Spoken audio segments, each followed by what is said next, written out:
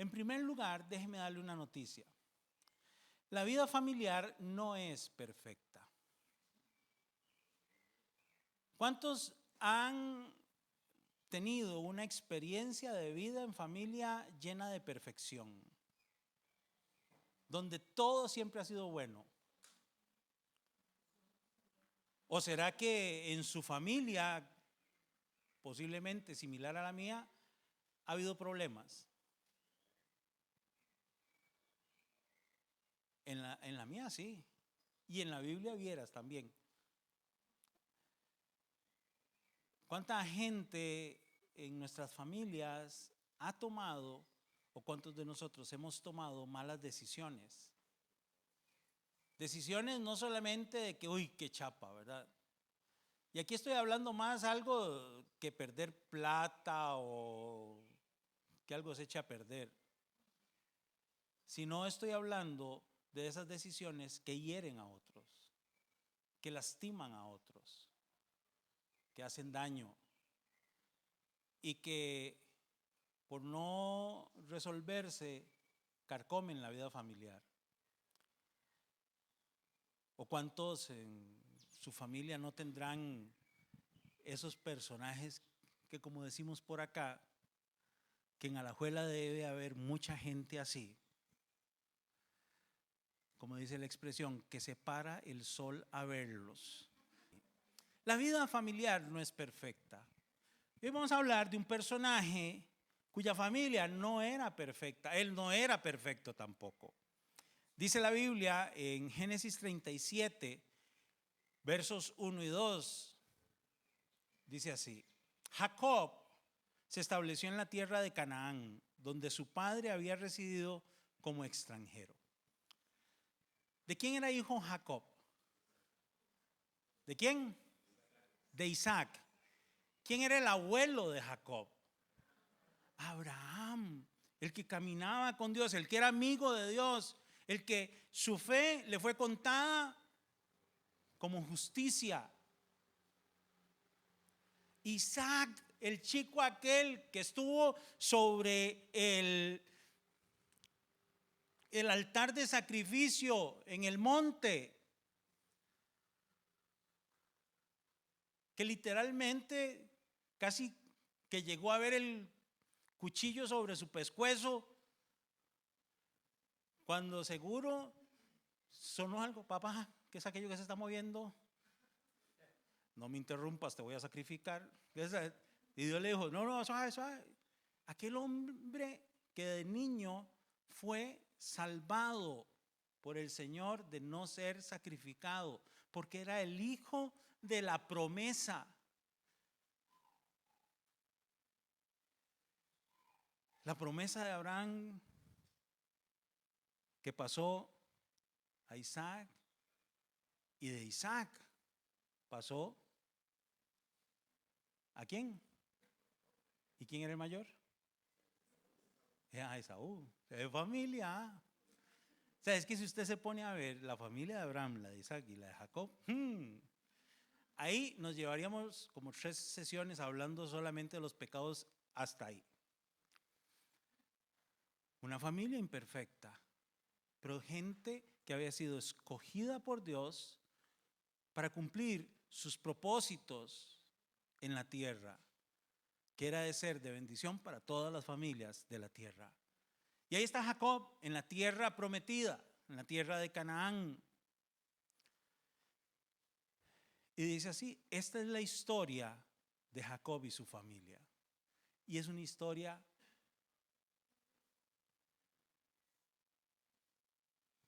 que sirve para miniserie de esas grandes cadenas de streaming. Cuando José tenía 17 años, apacentaba el rebaño junto a sus hermanos. Hasta aquí uno podría decir: qué linda la convivencia familiar. El chico con sus hermanos mayores trabajando en el emprendimiento familiar es una maravilla. Los hijos de Bila y de Silpa, que eran concubinas de su padre, Dice, el joven solía informar a su padre de la mala fama que tenían estos hermanos suyos. O sea, era un informante. ¡Qué bárbaro! ¿Ah? ¿Qué pensaron ustedes? Informaba. El hombre era chico y quizás no había aprendido de las mañas de sus hermanos mayores, y como era de diferente mamá.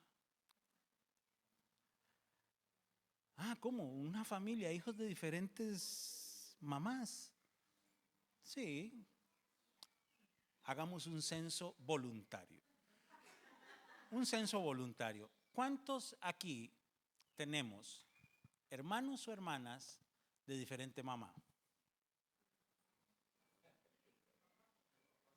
Y de diferente papá. O sea, no bajen la mano los de la mamá. ¿Cuántos tienen hijos de diferente papá? Hijos no. Hermanos. Bueno.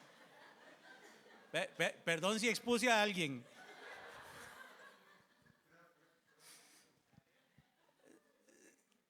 Así que hoy no vamos aquí a ver la historia de la familia de Jacob con unos ojos para juzgar.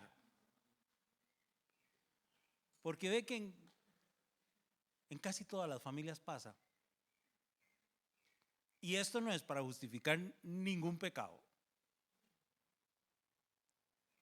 sino en qué decisiones podemos nosotros hoy tomar a pesar de nuestro trasfondo familiar para bendecir a nuestra familia.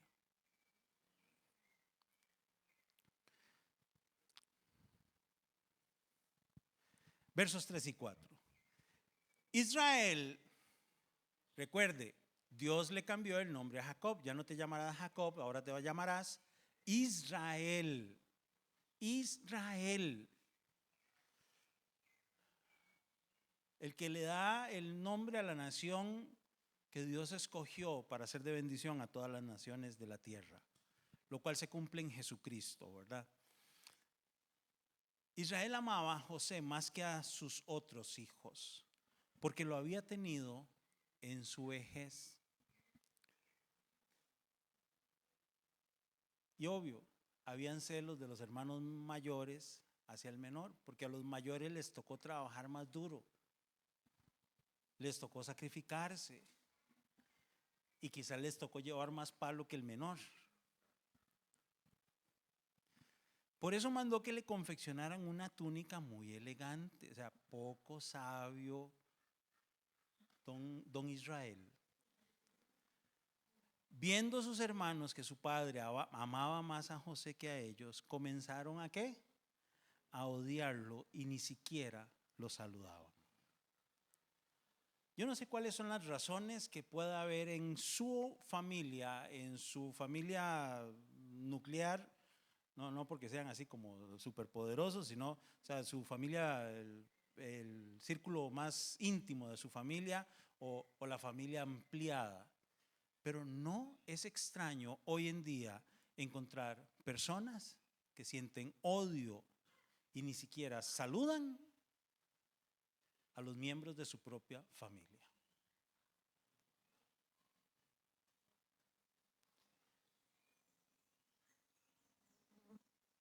Y déjeme decirle algo. No se trata de uno. No se trata de ti. Yo se lo digo a usted porque hoy está en una iglesia y yo tengo que hablarle de los propósitos de Dios.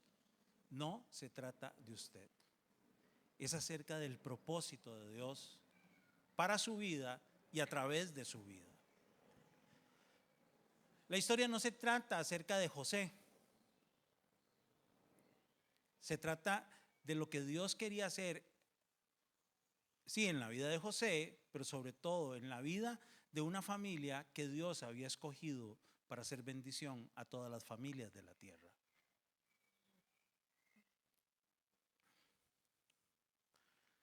Cierto día, versos 5 al 8.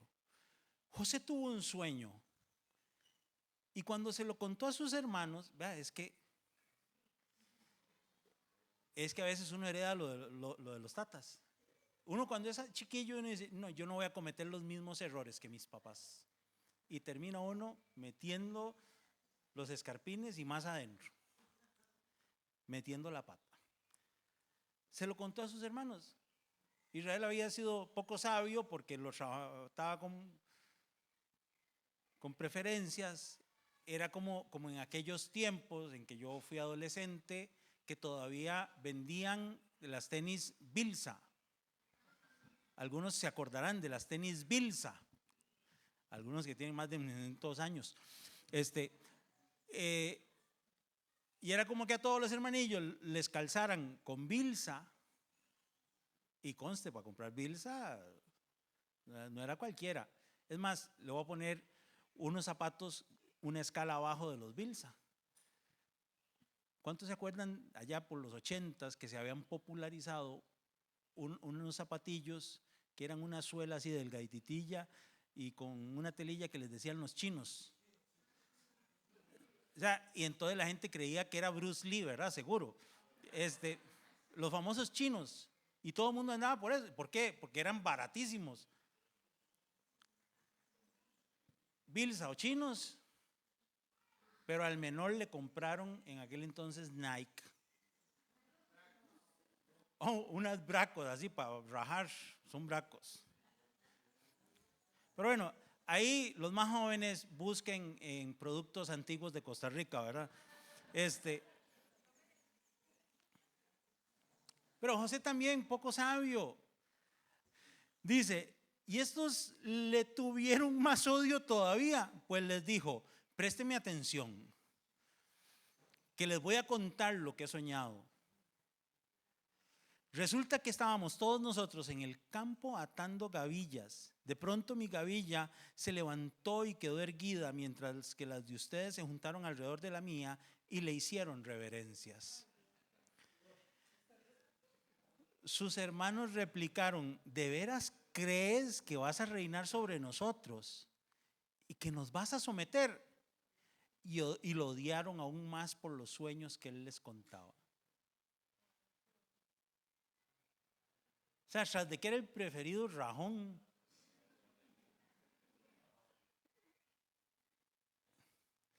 vea por favor, que ninguno esté aquí, uy, igualito que mi hermanillo.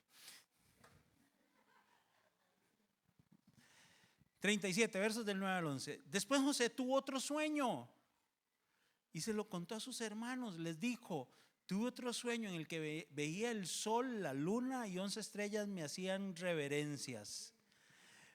Cuando se lo contó a su padre, a sus hermanos, su padre lo reprendió. Ah, no, sí, ya está. El monstruo que he creado, seguro dijo. ¿Qué quieres decirnos con este sueño que has tenido?, le preguntó. ¿Acaso tu madre, tus hermanos y yo vendremos a hacerte reverencias? Sus hermanos le tenían envidia, pero su padre meditaba en todo esto. Recuérdeme esto que le dije antes. No se trata de José, no se trataba de José, se trataba acerca del propósito de Dios para esa familia. O sea, no se trata acerca de usted, se trata de los propósitos de Dios para su vida, para su familia y para las familias que van a llegar a ser bendecidas a través suyo y a través de su familia. Porque ahí ellos veían como lo más básico.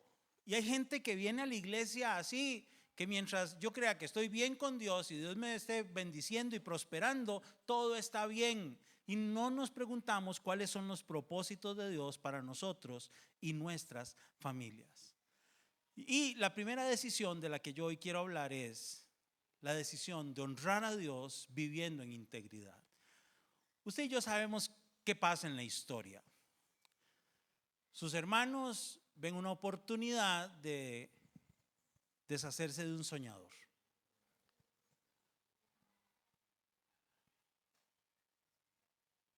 Me imagino que con una serie de caricias lo meten en un huequito, lo venden como esclavo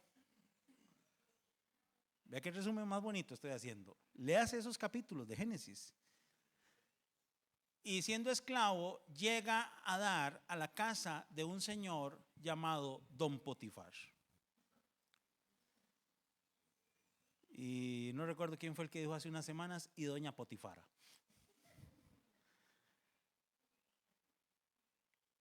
Estando ahí, Dios le bendice, Dios le prospera, era empunchado el muchacho, era bien parecido. Y la señora de aquel hombre rico, influyente, empieza a sentirse atraída por el chavalazo José. Intenta seducirlo. En lugar de decirle buenos días, le decía hola guapo. Y posiblemente eso fue en escalada hasta que un día le dijo, quiero acostarme contigo, quiero tener relaciones sexuales contigo. Y el muchacho le huía hasta que en medio de eso la doña desesperada, no sé cómo llamarle, le quita la ropa o por lo menos la túnica y el hombre sale casi que en paños menores.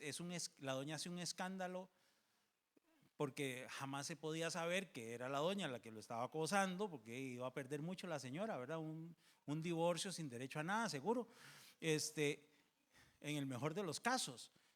Esto lo invento yo. ¿Y dónde va a parar José? A la cárcel. Lo que le dice José a quien vamos a llamar doña Potifara, le dice, en esta casa no hay nadie más importante que yo. Mi patrón no me ha negado nada excepto meterme con usted, que es su esposa. O sea, la ubica, recuerde, usted es la doña de mi patrón. ¿Cómo podría yo cometer tal maldad y pecar así contra Dios? José, que es esclavo, que a base de esfuerzo, trabajo y de la bendición de Dios que le respaldaba, llegó a ocupar el puesto más importante en la casa de Potifar, le dice, yo no voy a pecar contra Dios, porque él decidió vivir para honrar a Dios y decidió vivir en integridad, que van de la mano. Y tampoco voy a cometer ese mal contra usted y contra mi jefe. Decisión número 1, decida honrar a Dios y viva con integridad. La segunda decisión, confíe en Dios, aunque todo el panorama parezca oscuro, gris, sin esperanza, que parezca que apenas estoy levantando la cabeza, algo me pasa. ¿Alguna vez se ha sentido así? Cuando yo creí que iba saliendo adelante, ¡plá! Algo me pasa. Señor, ¿por qué a mí? Dice Génesis 39, los versos 20 y 21, dice, y mandó que echaran a José en la cárcel donde estaban los presos del rey. Pero aún en la cárcel, el Señor estaba con él. Esta frase es maravillosa. Pero aún en la cárcel, el Señor estaba con él. Con José, que había decidido vivir para honrarle y para procurar hacer lo correcto, vivir en integridad. Y ahí estaba el Señor con él. José no reniega, José no maldice. José en este momento dice, ve, por culpa de mis hermanillos, aquí estoy. Allá estaría con mi tuniquita de colores. Allá a estas alturas ya le estaría dando órdenes a ese chorro de hermanillos.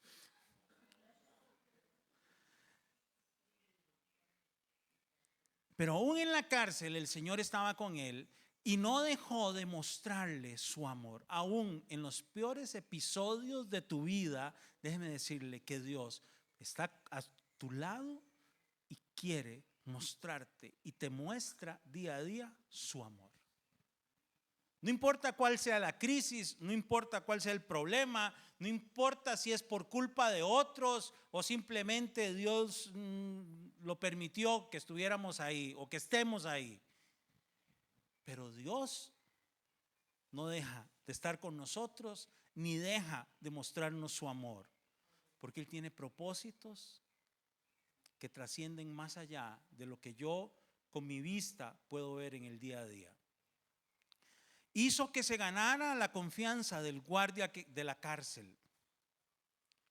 Hizo que se ganara la confianza del guardia de la cárcel. Decisión número 3. Trabaja siempre con diligencia.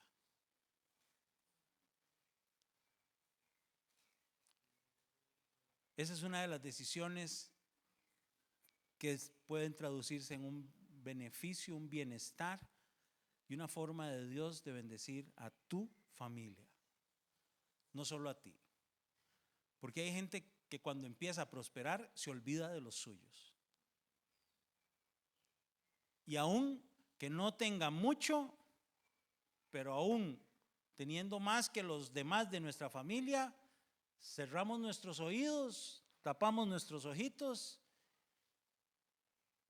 y evitamos comunicarnos para no tener que apoyar de algún modo. Claro, yo sé que en su familia eso no pasa. Pero cuando la situación de una familia imperfecta trasciende y causa heridas en el corazón, uno tiende a cerrarse hacia los suyos. Y uno no puede permitirse eso. Si somos hijos e hijas de Dios. Si usted quiere vivir su vida como le dé el placer hacerlo, elíjalo. Pero si usted la quiere vivir para honrar y agradar a Dios, la Biblia habla claro sobre algunas responsabilidades familiares. Y el trabajo diligente siempre debería,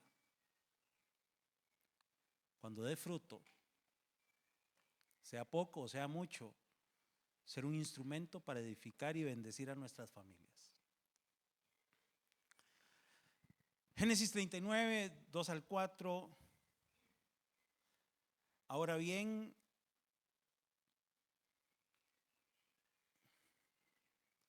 el Señor estaba con José y las cosas le salían muy bien.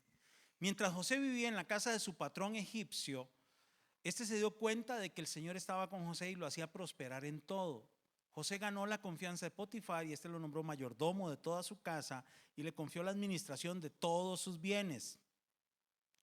Dicen los versos 22 y 23, ya cuando él estaba en la cárcel, dice, el cual puso a José a cargo de todos los prisioneros y de todo lo que allí se hacía, como el Señor, o sea, era un reo de confianza. Como el Señor estaba con José y hacía prosperar todo lo que él hacía, el guardia de la cárcel no se preocupaba de nada de lo que dejaba en sus manos. Alguien que trabajaba siempre con diligencia, con rectitud, que era confiable, que era excelente en lo que hacía. Ojalá que si se preguntara a sus patronos pudieran dar esas características suyas y mías. Cuarta decisión. La decisión de buscar el consejo de Dios.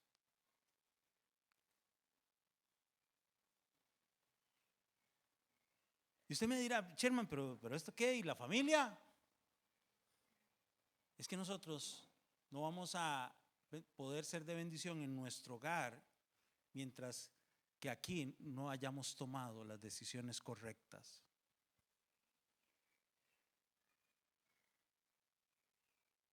Necesitamos buscar el consejo de Dios. Y Dios estaba moldeando la vida de José, trabajando en la vida de José para que él sirviera en sus propósitos eternos y pudiera ser de bendición a su familia. Génesis 40, vamos por el capítulo 40, versos 7 y 8. ¿Por qué andan tan cabizbajos? Resulta que a 2 empleados de confianza del rey los despiden empleados de confianza, los despiden y van a la cárcel.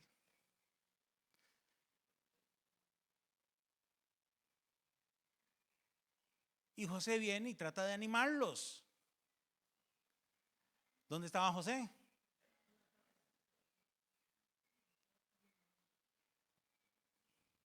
Nunca desaproveche la oportunidad de animar, de levantar, de brindar esperanza, de ayudar y de dirigir la persona de alguien que está sufriendo, posiblemente igual que usted, hacia Dios.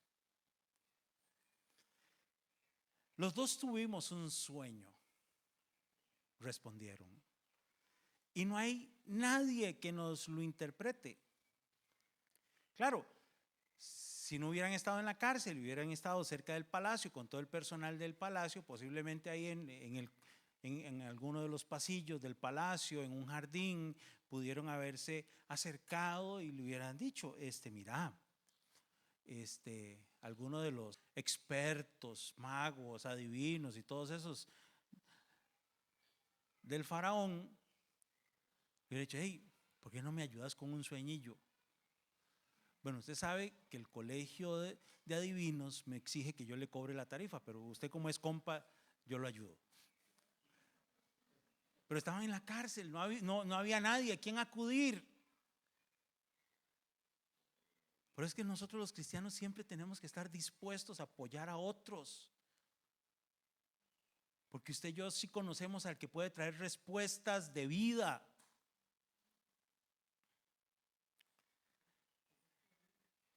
Y vea lo que dice José, dice, ¿acaso no es Dios quien da la interpretación? Preguntó José. ¿Por qué no me cuentan lo que soñaron? José no juega de vivo. José sabía lo que era tener sueños. Él sabía también consecuencias que podían traer los sueños.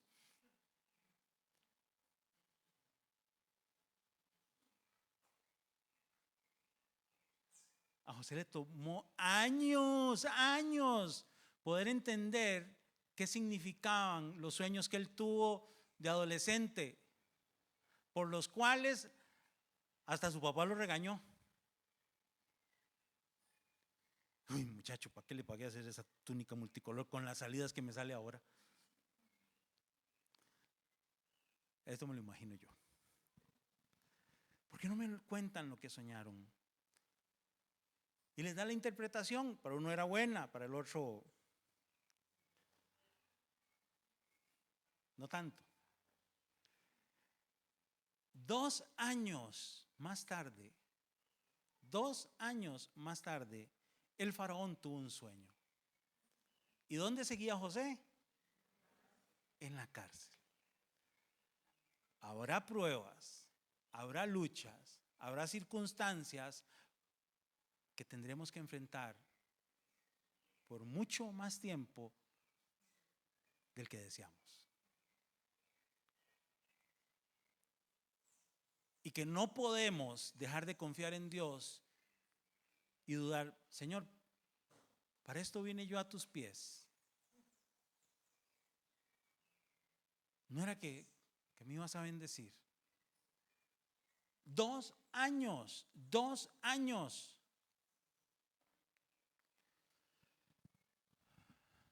Y Faraón le dice, tuve un sueño que nadie ha podido interpretar. Usted se lee ahí en medio, ¿verdad? Lo mandan a llamar, le cambian la ropa, llega presentable al faraón. Tuve un sueño que nadie ha podido interpretar, pero me he enterado de que cuando tú oyes un sueño, eres capaz de interpretarlo. Y José dijo, aquí es mi oportunidad. Puedo salir de aquí con la chamba soñada. Nada más tengo que hacer un buen speech de lo que me toca. Y con la hablada que tengo, lo voy a impresionar. Porque él llegó por referencias. Porque aquel que le había interpretado un sueño que era de confianza, que lo restituyeron en el cargo, le dijo, hey, jefe, vieras sabes que allá en la cárcel hay un interpretador de sueños. Así llegó por una referencia. ¿Cierto o no que la mejor publicidad de un negocio son las referencias? ¿Cuántos entraron a un negocio a gallo tapado y salieron soplados? ¿O cuántos entraron a gallo tapado sin saber qué era lo que iban a enfrentar y recibieron buen servicio y usted que sale diciendo, vieras, fui a tal lugar y me atendieron súper bien? Era la oportunidad de José, está frente al faraón y me dicen que eres capaz de interpretarlo. Y le dice a faraón, no soy yo quien puede hacerlo. Imagínense la cara de faraón en ese momento, así como, y vuelve a ver a aquel y dice, la vez pasada te mandé a la cárcel, esta te voy a matar. Qué embarcada me pegó. Lo primero que le dice José es, no soy yo quien puede hacerlo, sino que es Dios.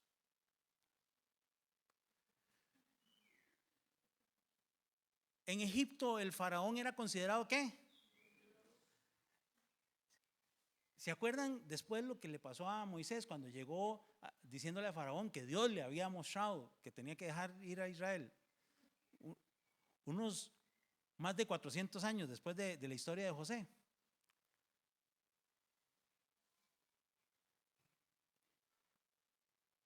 Y José le dice al hombre que era considerado un Dios, le dice, no soy yo quien puede hacerlo. Y los reyes dicen, entonces, sino que es Dios quien le dará al faraón una respuesta favorable.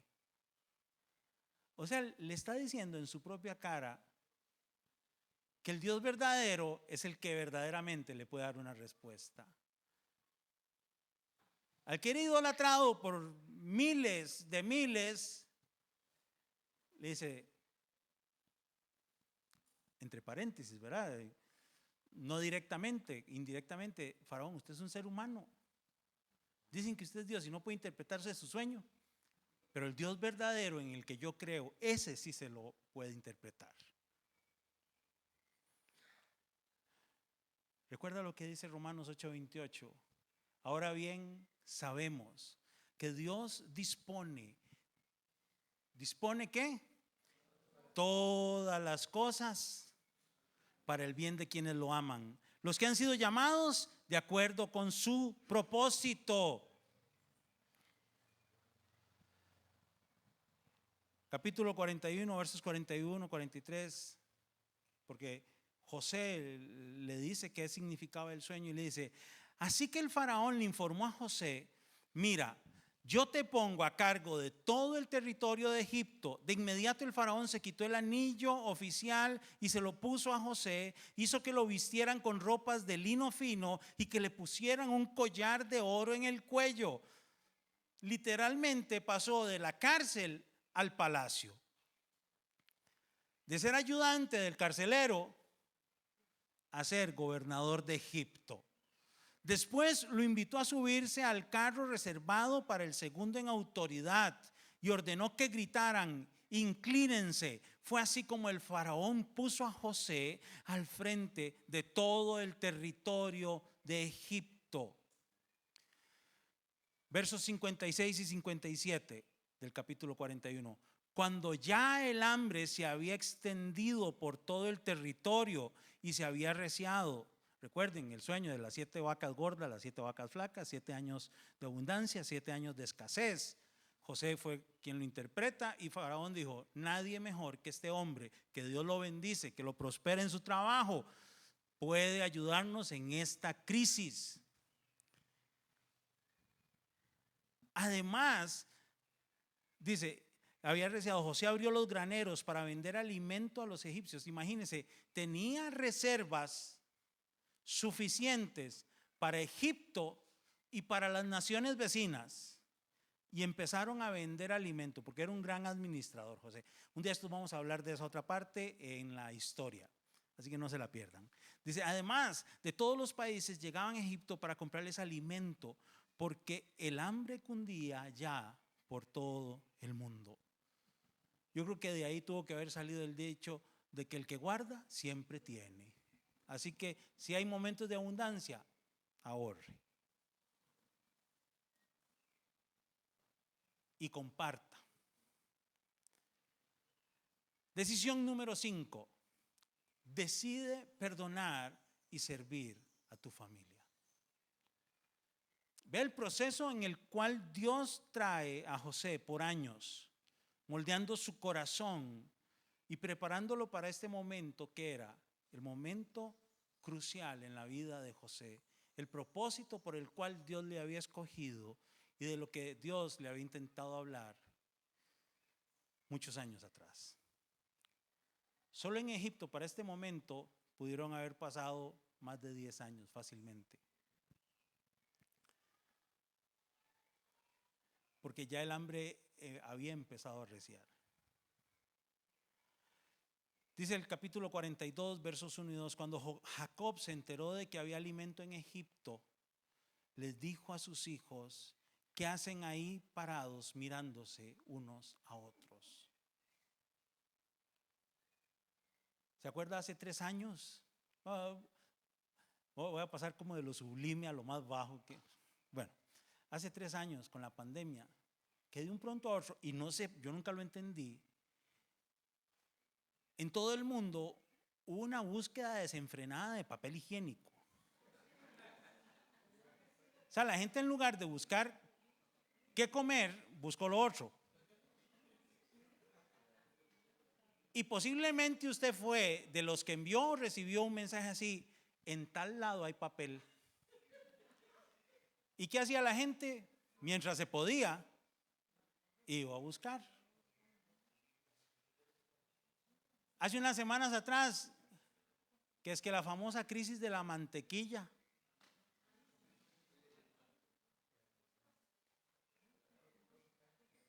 Ahora sí, póngalo una crisis alimentaria seria.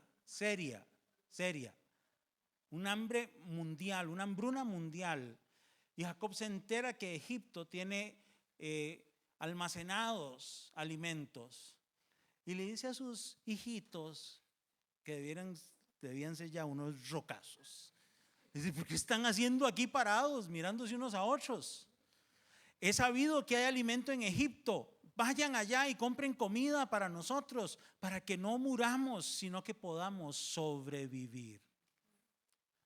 No se trata de ti, se trata del propósito de Dios a través de tu vida. No era sobre José el asunto, era sobre los planes de Dios para su familia, la familia que Dios escogió para fundar una nación de la cual vendría Jesucristo, el Salvador del mundo, para que a través de él sean benditas todas las familias de la tierra, incluida la suya y la mía, para bendecir a todas las familias que nos rodean. En cuanto José vio a sus hermanos, claro, hay más en el medio, ¿verdad? Dice, vio a sus hermanos, los reconoció. Ay, esas caras no se le iban a olvidar nunca. Pero fingiendo no conocerlos, les habló con rudeza. Y ese hubiera sido para muchos el dulce momento de la venganza. Yo creo que José fue tentado a vengarse. Él traza un plan, los hace sufrir un poquito, así no vamos a entrar en juzgar esas intenciones, porque no tenemos mucho tiempo. Pero también él quería saber más, averiguar más sobre su padre y su hermano pequeño. ¿Quién? Benjamín, a ver si se acuerdan de la historia. Les habló con rudeza, ¿y ustedes de dónde vienen? Sabía bien de dónde venían. Dice, venimos de Canaán para comprar alimento, contestaron. Aunque José los había reconocido, sus hermanos no lo reconocieron a él. Y en ese momento se acordó José de los sueños que había tenido acerca de ellos. José ahí pudo haber dicho, se hizo realidad el sueñito, aquí los tengo, agachaditos, papá, agachaditos. Los quiero ver de rodillas. ¿Una reverencia para don José? ¿Una reverencia para don José? No, ¿verdad? Quizás eso es lo que usted y yo hubiéramos disfrutado por lo menos un buen rato. No, Sherman, solo usted lo hubiera disfrutado. Todos estos hermanos son santos. Ellos nunca buscarían sacarse un clavo de ese tamaño. José se acordó del sueño. Capítulo 45, porque los hace ir, venir, los acusa falsamente, ¿verdad? O sea, así como que fácil no se las puso, ¿verdad? Los hizo sufrir un rato. Yo creo que él sí batalló de algún modo ahí en su interior. Pero él termina comprendiendo cuál era el propósito del sueño, no lo que era el sueño en sí.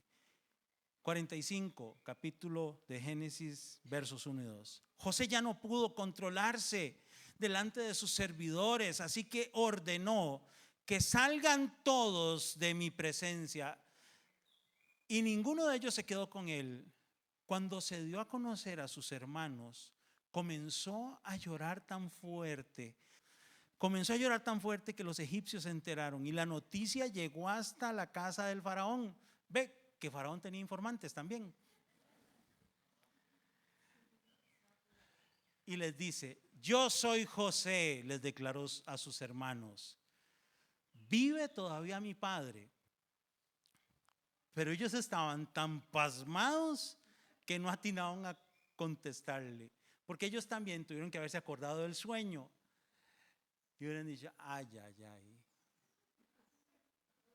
ahora sí.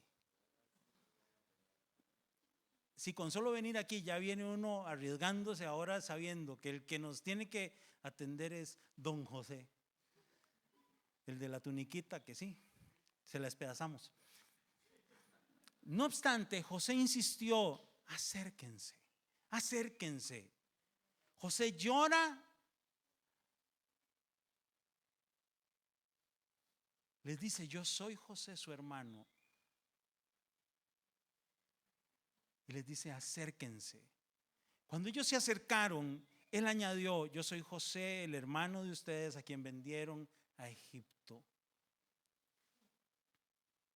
Versos 5 y 6. Pero ahora, por favor, no se aflijan más ni se reprochen el haberme vendido, pues en realidad fue Dios quien me mandó delante de ustedes para salvar vidas. Desde hace 2 años la región está sufriendo de hambre y todavía faltan 5 años más en que no habrá siembras ni cosechas. José llora, no de amargura, sino de gozo, de saber que todas las cosas que había pasado en su vida ayudaron para bien para ese momento. Lloró porque en su corazón, creo yo, estaba perdonando el dolor, la aflicción, los problemas, las broncas que tuvo que pasar, la separación de sus padres, el desarraigo familiar. Y les dice: no se aflijan, yo los perdono. Yo sé que no fueron ustedes, fue Dios quien permitió eso. Es un accidente, sí, no estuvo bien, pero no se aflijan, yo los perdono. Yo no sé qué ha pasado en su familia, yo sí sé lo que ha pasado en la mía, y sé que si nosotros no nos acercamos y perdonamos, nos va a ser difícil encontrar sanidad y ver los propósitos de Dios sobre nuestras vidas y la de los nuestros. El verso 7 y 8 dice: por eso Dios me envió delante de ustedes. Y José reconoce el propósito de Dios en todo esto. Por eso me envió Dios delante de ustedes, para salvarles la vida de manera extraordinaria. Aquí estoy yo, Dios me envió para servirles de una manera extraordinaria. Y yo no sé cuál es la manera en que Dios quiere que tú hoy sirvas a tu familia de manera extraordinaria. Porque el propósito de Dios era fundar una gran nación y de ese modo asegurarles descendencia sobre la tierra. No porque quería tener muchos sobrinos y sobrinonietos, sino porque él posiblemente recordó la promesa hecha a Abraham, su bisabuelo, a Isaac, su abuelito, y a Jacob, su padre, que ellos la heredaron también. Fue Dios quien me envió aquí, no ustedes. Él me ha puesto como asesor del faraón y administrador de su casa y como gobernador de todo Egipto. Vamos, apúrense, dice el verso 9. Vuelvan a la casa de mi padre y díganle, así dice tu hijo José, Dios me ha hecho gobernador de todo Egipto. Ven a verme, no te demores.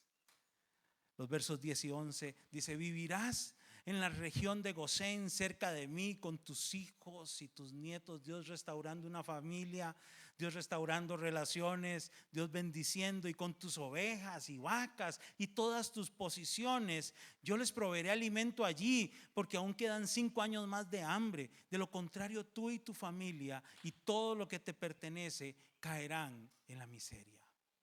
Dios te ha puesto para bendecir a tu familia, no para disfrutar del mal que le acontece.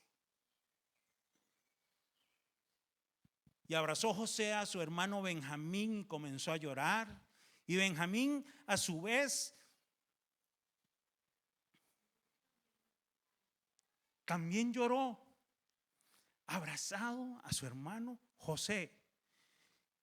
Y luego José, bañado en lágrimas, besó a todos sus hermanos. Y solo entonces se animaron ellos a hablarle. La decisión de perdonar debe ir acompañada con acciones que la evidencian cada día.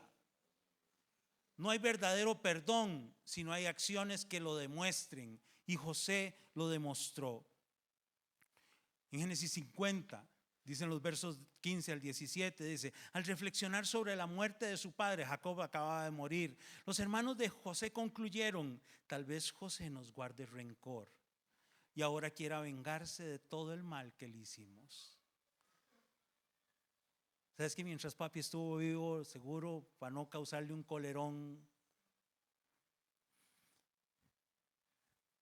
Por eso le mandaron a decir, antes de morir tu padre dejó estas instrucciones.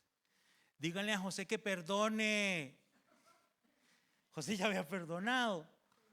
Por favor, que perdone, por favor, la terrible maldad que sus hermanos cometieron contra él.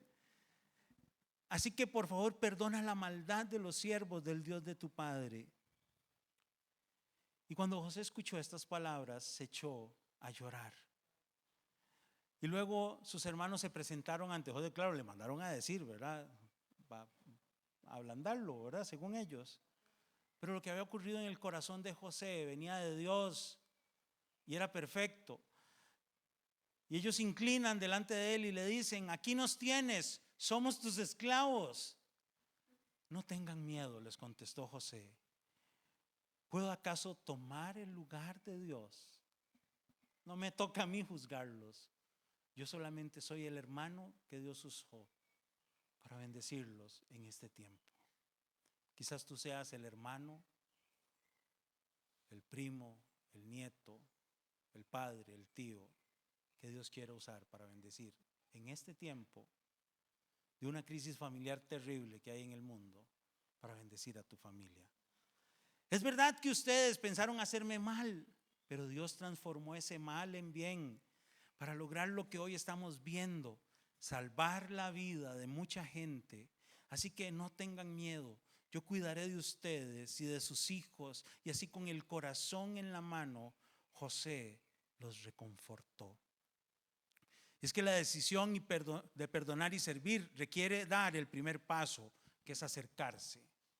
No, si no me hablan, yo no les hablo. Si no me saludan, yo no los saludo. No. La decisión de perdonar y servir propicia la sanidad de las relaciones, libera del rencor y la amargura y tiene un impacto generacional que trasciende a las futuras generaciones. Dice los versos 21 y 22 de Génesis 50, es verdad que ustedes pensaron hacerme mal, pero Dios transformó ese mal en bien para lograr lo que hoy estamos viendo, salvar la vida de mucha gente. Y la última decisión, que es la sexta, es la decisión de dejar un legado. El legado de José trascendió en que entraron, si no me equivoco, 75 personas y se multiplicaron hasta ser cientos de miles, creciendo en la mejor tierra de Egipto. Hasta que llegó un faraón que no conocía acerca de la historia de José. Capítulo 47, versos 11 y 12. José instaló a sus padres y a sus hermanos cuando llegaron y les entregó terrenos en la mejor región de Egipto, es decir, en el distrito de Ramsés, tal como lo había ordenado el faraón. Y José también proveyó de alimentos a su padre, a sus hermanos y a todos sus familiares según las necesidades de cada uno. Y dice el verso 27, los israelitas se asentaron en Egipto, en la región de Gosén. Allí adquirieron propiedades, prosperaron y llegaron a ser muy numerosos. Pero el legado principal que dejó José fue preservar a la familia escogida por Dios para bendecir a todas las familias de la tierra. Yo estoy seguro que Dios te escogió hoy para que tú seas de bendición para tu familia, así como Dios me ha llamado a tratar de ser bendición para la mía, y que nuestras familias bendigan a muchas más. Tomemos decisiones que nos permitan bendecir familias.